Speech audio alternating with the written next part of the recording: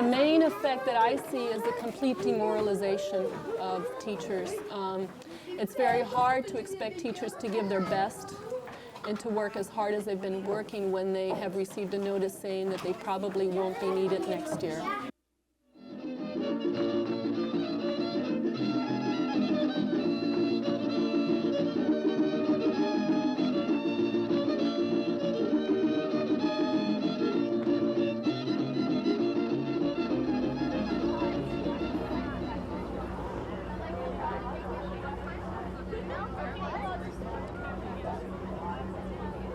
I'm here just to hope and see what kind of changes we can make up in Sacramento to prevent some of these budget cuts from going through. I hope to help demonstrate to Pete Wilson the full conviction of the students against the budget cuts. How about do something? Like get out there and actually act about it instead of sitting around and talking. I've been teaching at Lowell for 3 years. What happened on March 15th? Well, on March 15th, I got a letter like another 1,200 or so teachers in the district stating that my services would no longer be needed as of July 1. How did that make you feel? Well, I was pretty upset.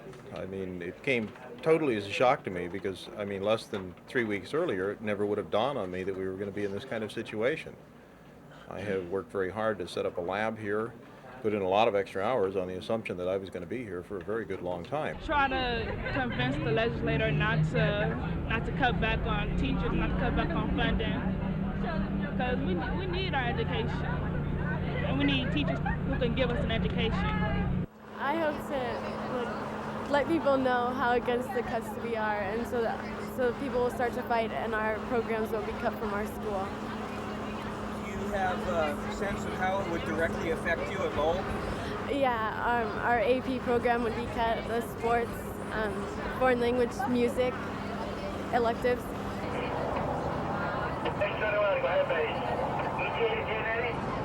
I am Linda Davis. I'm the Deputy Superintendent for the Division of Instruction in the San Francisco Unified School District.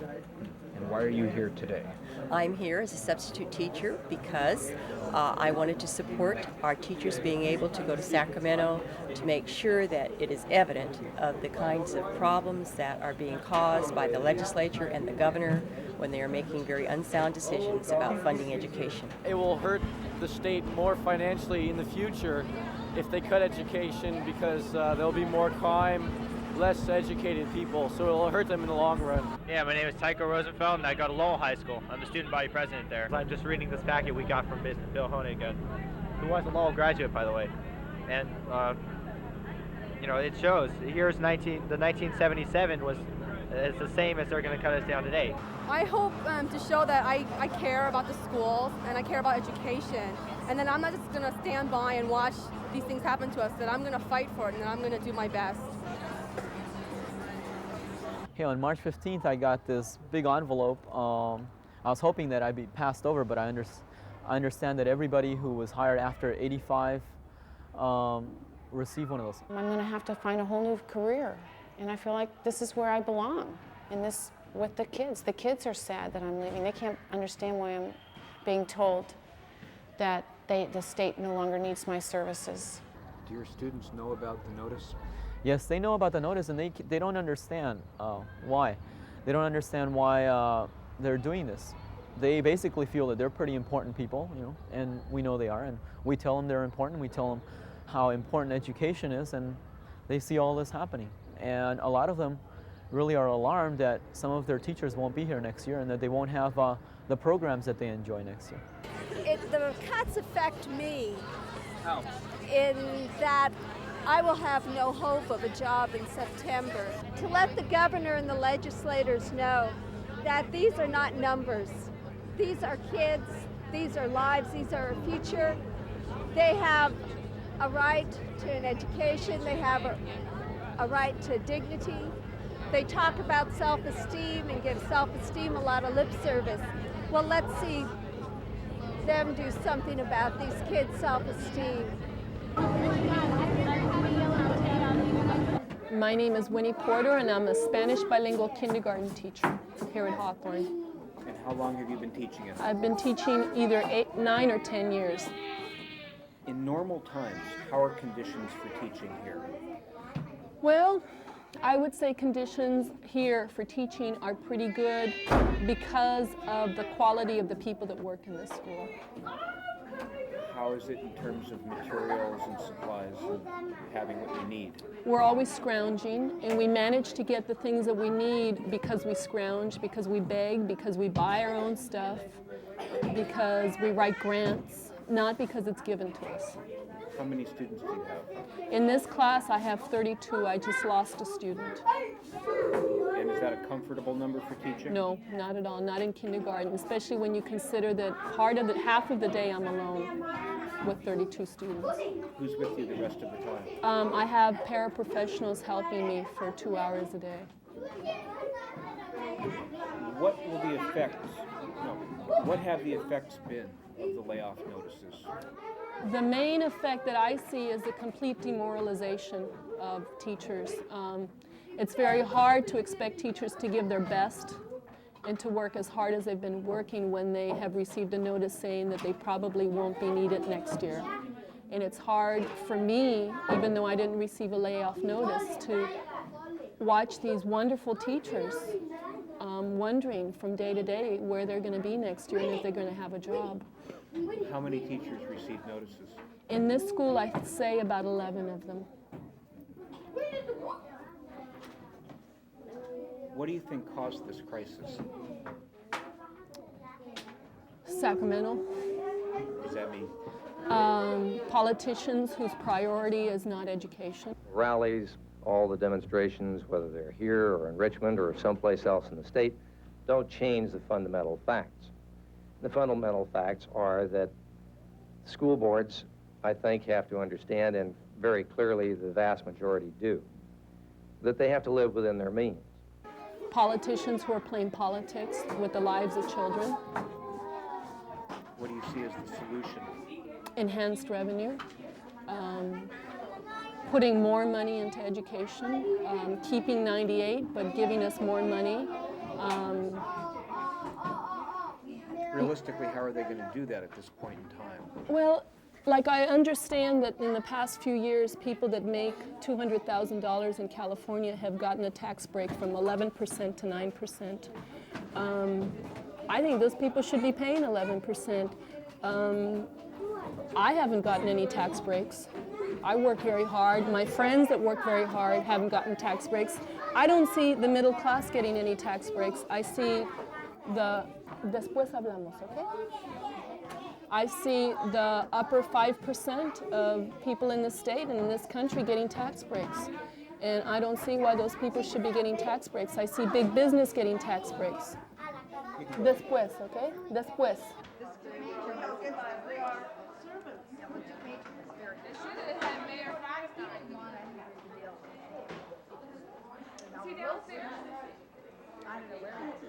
My name is Bernadette Scarborough, and I'm with Mission High School in San Francisco. Dear Governor Wilson, we are students concerned of Mission High School of San Francisco. As students, we are concerned about the budget cuts. We hope that you consider not suspending Proposition 98 because we would like to keep our sports, JROTC, 6 classes per day, music, dance, art, and no teachers getting laid off. We need and want our education. By having too many students in one class, we lack the chances of getting the education we need and deserve. Please consider this ideal. The students are going to go in and deliver their letters now to the governor. Hold on. Okay, watch it. Okay, here I'm going.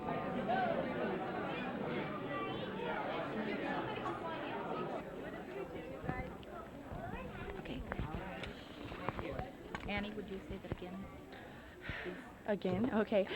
We'd like to voice our displeasure at the proposed suspension of Proposition 98. We think that it's vital to our future and our education, and we'd like him to know that there are many students here today and people that weren't able to come that think it's vital for us to have funding for our education so that, you know, we can go on to college. And without the funding that Proposition 98 ensures, many of our teachers will be laid off and many of our programs will be suspended, and we won't have the opportunities that we have now.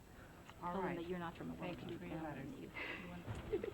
That's okay. Thank you. Thank you. Thank you very much. It will spread. I mean, right now the students are working together and all the schools are working together. So right about now, I guess they're feeling the pressure. And we've only spoken to one out of the 19 that we approach. One assembly person? And only We like, didn't yeah. get any. Is that discouraging? Did you expect to find more? Very discouraging. And most of them, most of their assistants or their secretaries that we spoke to offered like no opinion, or they said they didn't know. Or no They option for won't us, tell us. you know, come back later and he'll see you or anything Yeah. like that. When one of them was sitting at his desk eating an apple with no papers in front of him, no phone, no nothing, and he was looking and he was sitting at his desk and can I talk to the assemblyman? No, he's busy. And he was looking straight at me and I was like, just let me talk to you. I mean, come on. It will take me, I could count, it will take me 30 seconds to say everything that I came here to say and I'll leave. But they just won't. I don't understand. The main motivators for these people is just re-election. I think they're sadly underestimating the educational lobby. And they're going to find out pretty soon. And they're finding out today in somewhat. I mean, they're still eating their apples, but later on they're going to stop eating. You brought me red apples.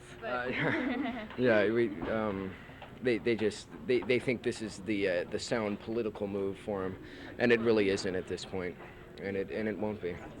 The other thing is that what they're saying is, oh yes, we're definitely behind education, but, and that's all we hear, but, no new taxes, but this, but that, and so it's that very big feeling that yes, education is important, but. It's very nice to see you. And you met Harold. Yeah, good. Hi, I'm Nathan Thornberg, a student at Lowell. Hi, Nathan. I'm Amy Barrows, I'm in Lowell also. Hi, Amy. Hi, assistant principal at Lowell. How do you I'm work Diana on Walsh with the examiner. Hi, unless the governor and those people that have not yet appreciated the crisis that has befallen us in education hear from you, the students, we don't win this battle. If we don't win this battle, it's not just you that are going to be impacted. It's going to be all the young people that follow in your footsteps who are going to have a mediocre education in the state of California, something that we should all be ashamed about. So how do we fund it? Raise the taxes. We raise the taxes. That's right. I want you to go home and I want you to tell your parents that. I want your parents to tell their friends that. And I want their friends to be able to tell everyone that the only way we get solid quality education in the state of California is we do it the old-fashioned way. We pay for it. Governor Pete Wilson won't give us a chance to. He won't hear the cry of the students. I don't know whether it's the pain in our faces or what he's doing to us that he can't face, but he has to face it. Why do the students, why do the children, why does our next generation have to pay for the misadministration of the previous governor? And our present governor was elected as the education governor. He was elected on that platform. But the minute he was elected, he forgot about it. I had a question. Does he have children? He does not personally have any children. No Well, they wonder. would be going to They private would be going to private school. And if Yeah. not, maybe they were in private schools. So I think he has no His buy-in, two no adult affection. stepchildren. No buy-in, no affection. Maybe no understanding of what the public schools are going through. And we hope that you can assist us in educating our governor. And we're counting on you because we know you're closer to our hearts and you're closer to understanding what our problems in the schools are. I think that if there is a lot of waste, it's not at the school level. Today, walking in this building, we have noticed a lot of waste, waste that we would never see in our schools. And the cafe. So it is not at the level of the school. on the elevators? I'll do it. So I think the priorities are absolutely askew. When I see a weapon that is shot at a war, and that one weapon is $1 million. When I see a baseball player that is paid $7 million a year, and I see that my school could be maintained as it is now with perhaps $1 million, and we are fighting for that $1 million that is going to be cut next year. It is criminal. It is amazing. It's very difficult to understand, and our students cannot understand why California, the richest state, cannot educate its youth. For every student that you spend $21 a day on to to give them incentive to go out and lead a healthy, constructive life, you know, you're preventing that person from ending up being in the prison system and costing $30,000 a year to the There's California lots of studies that suggest that with early childhood education, with Head Start programming, that you're saving mega dollars on the other end in terms of costs to the social service system, to the criminal justice system, and to any other public service that is out there. I think at the very least, I think a half-cent sales tax increase would be acceptable and doable, but again, it's really token in regard to dealing with the issue. Raising the income tax for the 1.5% of the population of the state of California that make over $100,000 a year, who got a major tax break in 1986 when we conformed to the federal tax laws. No one else got a tax break, but those persons making over $100,000 a year got a tax break from 11%. Their tax bracket dropped from 11% to 9.3%, and I say we start there.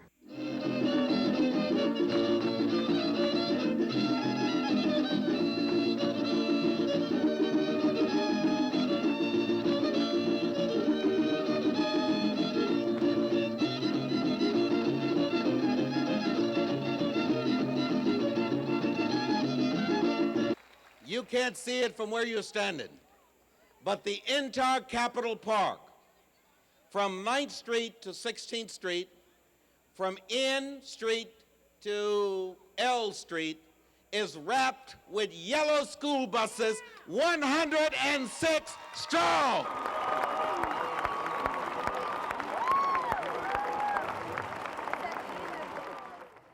The majority of children in public schools are people of color. Yet we are denied the right to our education.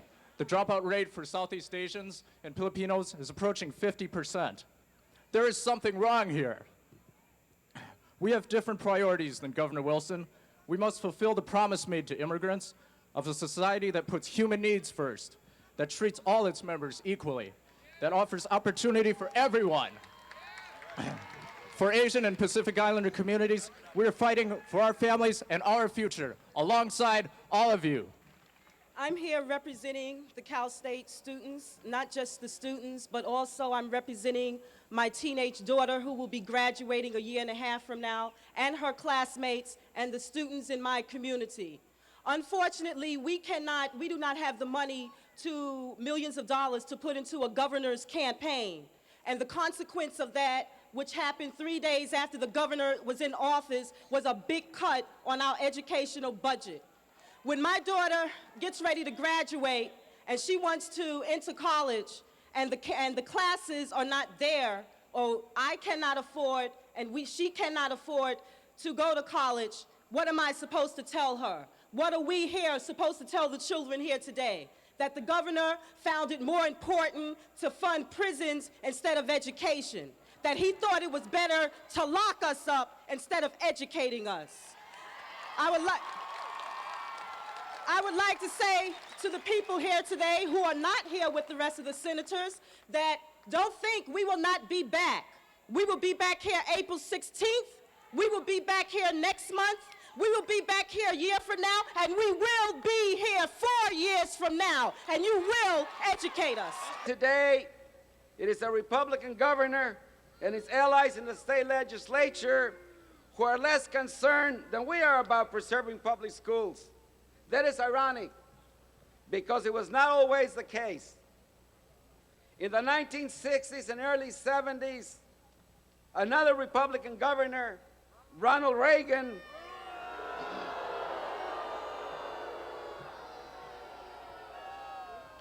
was leading the fight for more support for public education, but there was a big difference. Back then, the majority of public school children were white, and they were from middle or upper middle class families. Today, the majority of children in public schools are minority.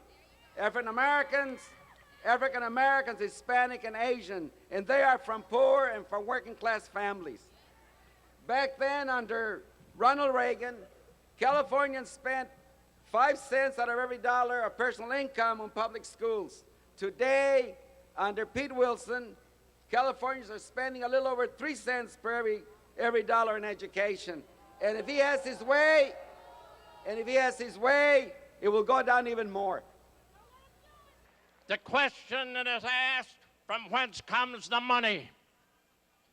Franklin Roosevelt answered that question in the dread days of the Depression, when this nation was economically prostrate, on the edge of social dissolution, the banks collapsing, millions on the street.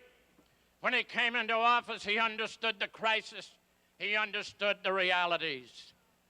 Then, as now, government needed money. And in California, we can't get the money from the 1 million jobless workers in this state. We can't get it from the homeless. We can't get it from the 3 million Californians living below the poverty level as designated by the government of the United States. You get it only from the source that Roosevelt took it from, the wealthy and the corporations. On this date, April 3rd, 1968, Dr. King was preparing for his last march in Memphis for workers to organize garbage workers and preserve their rights of collective bargaining. And so as we stand here today with educators fighting for the right to maintain the ability for a high level of public education, we're in that tradition. We're sure he looks down upon us. Tomorrow, April 4th, 1991, will be 23 years since his assassination in Memphis. Our struggle continues. Keep fighting, fight against this, because it's the people who run the state and not the government. Okay, so yeah, keep pushing, because like we see right here, a lot of unity. It matters, it really does, and it makes people stand up and listen. There's no way that the governor could turn his face if everyone in the state says, hey, this can't go, So, unity. I'm here because I support education. I have a 7-year-old daughter, and I don't think enough money is being put into education. It's not enough of a priority. What do you think are the priorities currently? Well, if you're talking federal, I think the military is the greatest priority. I think that a lot more money has been spent on what happened in the Persian Gulf than what has been put into education. I also think more locally, there's some salaries that are being talked about increasing that are kind of out of line. I work at Sac State, and there's discussion of trustees discussing raises of CSU presidents. We're barely getting a 4% increase, and they're talking about 20-some-odd% increase. Something's not right. Like everybody else, we have a right to make a living, and we have a right to be treated with respect. But what we're doing is really something very wonderful and very, very important.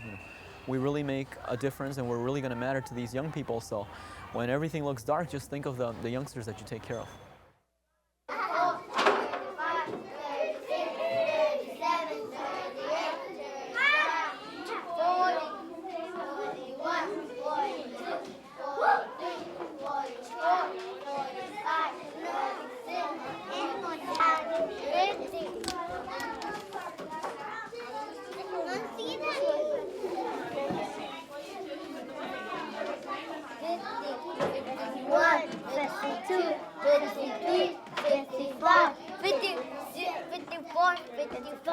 $56, $57, $58, $59.